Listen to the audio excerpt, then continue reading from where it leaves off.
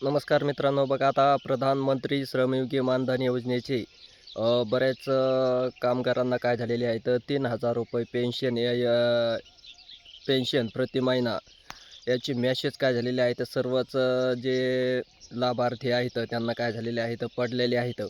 मग ती ₹3,000 पेन्शन योजना कशी भेटणार, कुणाला भेटणार, त्यामध्ये कोण पात्र आहेत, कशाप्रकारे मिळणार आहे, याविषयी सविस्तर माहिती या व्हिडिओमध्ये आपण काय करणार आहोत पाहणार आहोत. तत्पूर्वी तुम्ही आमच्या चॅनलला लाईक आणि सबस्क्राईब केलं नसेल तर लाईक आणि सबस्क्राईब करा.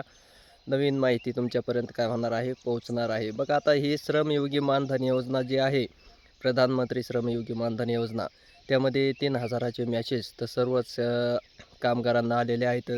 ते म्हणजे ज्यांनी ई श्रम कार्डमध्ये नोंदणी केलेली आहे आणि नोंदणी केल्यानंतर अद्याप त्याच्याकडे लक्ष दिलं नाही, म्हणजे सध्या काही करायची गरज नाही त्याला. तुम्हाला एक युनिव्हर्सल नंबर काय झालेला आहे प्राप्त झालेला आहे. तुम्हाला एक छोटंसं कार्ड दिलेलं आहे, त्या कार्डावर नंबर आहे तुमचा श्रमयोगी मानधन योजनेचा, म्हणजे ते ई श्रम कार्ड आपण म्हणतो त्याला.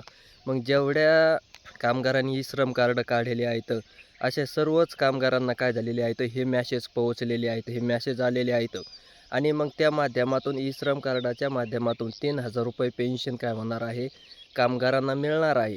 मग ती ₹3,000 पेन्शन वयाच्या 60व्या वर्षी काय होणार आहे त्यांच्या खात्यावर, जे कामगारांनी नोंदणी केलेली आहे पेन्शनसाठी, ई श्रम कार्डमध्ये नोंदणी केलेली आहे अशांना काय होणार आहे वयाचे 60 वर्षे पूर्ण झाल्यानंतर त्यांच्या खात्यावर ₹3,000 प्रति महिना मिळण्यास सुरुवात होणार आहे. पण ती पेन्शन मिळवण्यासाठी तुम्हाला वयाच्या 18 ते 40पर्यंत, ज्यांचं वय ज्या कामगाराचं 18 ते 40 आहे अशांनी काय करायचं आहे, आपल्या थोडीशी रक्कम काय करायची आहे भरावं लागते महिन्याला.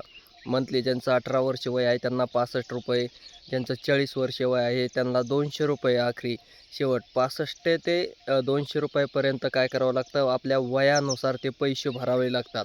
एखाद्याला 30 वर्ष असलं, 29 वर्ष असलं तर ₹100, 32 वर्ष असलं 33, 120, 30 असे पैसे काय करावे लागतात. त्यामध्ये महिन्याला ॲटो डेबिट होतात आपल्या खात्यावरून. ते फॉर्म काय करावं लागतं, जवळच्या सेतू सुविधा केंद्रामध्ये जाऊन भरायचा. आणि मग वय वर्षे 60 वर्षे झाल्यानंतर तुम्हाला काय होणार आहे त्याची पेन्शन मिळणार आहे. आणि चक्क 60 वर्षापर्यंत हे पैसे काय करायचे आहेत भरायचे आहेत तुम्हाला खात्यावर. तुमच्या खात्यावरून ॲटो डेबिट होईल, कट होतील आणि वयाच्या 60 वर्षे पूर्ण झाल्यानंतर परत मग तुम्हाला ₹3,000 प्रति महिना याप्रमाणे सर्वच जे प्रधानमंत्री श्रमयोगी मानधन योजनेमध्ये म्हणजे ई श्रम कार्डमध्ये ज्यांनी नोंदणी केलेल्या आहेत, ज्यांनी पेन्शनमध्ये पैसे काय केले आहेत जमा केले आहेत फंडमध्ये, त्याच कामगारांना ₹3,000 काय होणार आहेत मिळणार आहेत. हे लक्षात ठेवा की ₹3,000 असे फ्रीमध्ये मिळणार नाहीत, तर तुम्हाला अगोदर तुमच्या वयाप्रमाणे पैसे काय करावे लागणार आहेत भरावे लागणार आहेत. शासनाला ते पैसे जमा करावे लागणार आहेत. त्यानंतर वयाच्या 60व्या वर्षी, वय वर्ष 60 पूर्ण झाल्यानंतर ज्या कामगारांनी पैसे भरलेले आहेत त्यांच्या ज्याच्या वयानुसार काय केले जातात, त्यांना हप्ता येत असतो. एखाद्यांचं 25 वय असेल तर त्याला ₹70 हप्ता येईल, 70 ते ₹80. मग वयाच्या 60व्या वर्षापर्यंत तो हप्ता तसाच चालू राहील, 60 ते ₹70. आणि त्यानंतर मग ₹3,000 पेन्शन प्रति महिना काय होणार आहे तुम्हाला वयाचे 60 वर्षे पूर्ण झाल्यावर मिळणार आहे. श्रमयोगी ही फ्रीमध्ये भेटणार नाही.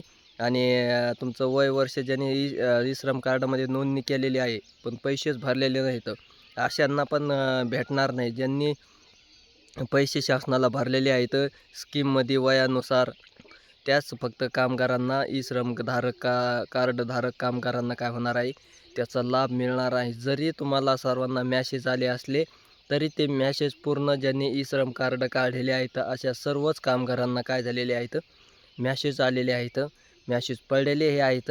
त्यामुळं मग तुम्ही असं समजू नका की ज्यांना मॅसेज आले आहेत लगेचच तुम्हाला पैसे चालू होतील, असं काही नाही. तर तुम्हाला त्याच्यामध्ये अगोदर काय करावं लागणार आहे, पैसे स्वतः भरावं लागणार आहेत वयाच्या 60 वर्षापर्यंत. आणि तिथून पुढं मगच तुम्हाला ती पेन्शन मिळणार आहे.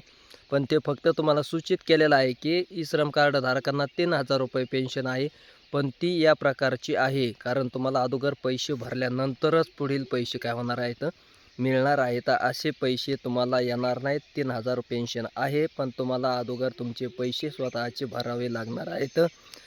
वयाच्या 60 वर्षापर्यंत आणि तिथूनच पुढं मग तुम्हाला काय होणार आहे, प्रधानमंत्री श्रमयोगी मानधन योजना जी आहे चालू केलेली शासनाने, ही केंद्र सरकारचा प्रोजेक्ट आहे. केंद्रातर्फे हे काय केले जातं, चालवले जातं. त्यामध्ये मग प्रधानमंत्री श्रमयोगी मानधन योजना आणि प्रधानमंत्री किसान मानधन योजना ही एक त्यातमध्ये आहे. ज्याच्या नावावर जमीन आहे ते किसान मानधन योजनेमध्ये नोंदणी करायची तीच आहे, फक्त नावात बदल. आणि ज्याच्या नावावर जमीन नाही अशांनी काय करायची, प्रधानमंत्री श्रमयोगी मानधन योजनेमध्ये काय करायची आहे, नोंद करायची आहे. हे दोन्ही योजना एकत्रच आहेत, थोडासा नावामध्ये बदल आहे.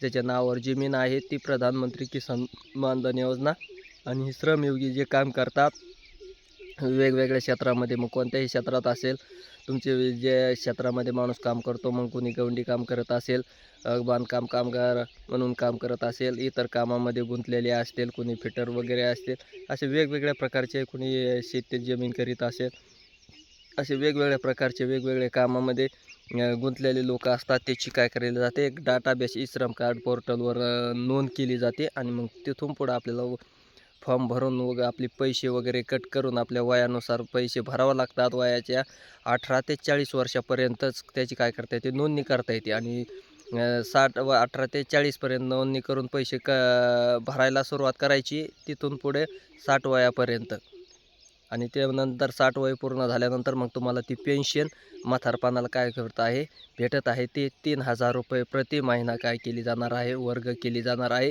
ज्यांच्या नावे पेन्शन योजनेचं खातं खोललं आहे अशालाच फक्त पेन्शन मिळेल, घरात कोणत्याही व्यक्तीला भेटणार नाही.